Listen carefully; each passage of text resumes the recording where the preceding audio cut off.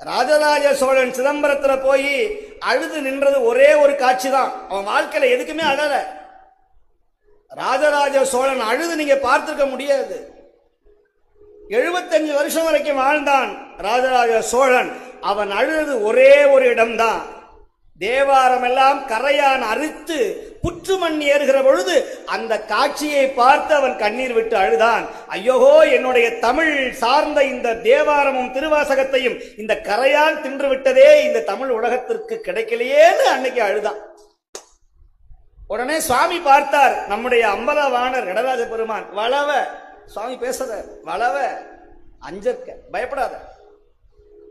இக்காலத்தோறும் நியமம் செய்து அதற்குரியன செய்து அமைத்தோம்னு சொன்னார். இந்த காலத்துக்கு போதுமான அளவுக்கு தேவாரத்தை கொடுத்தோம்னார். அந்த சொன்ன வார்த்தை தான் இன்னைக்கு வரைக்கும் 18,000 பாட்டை யாராவது மனப்பாடம் பண்ணிருக்க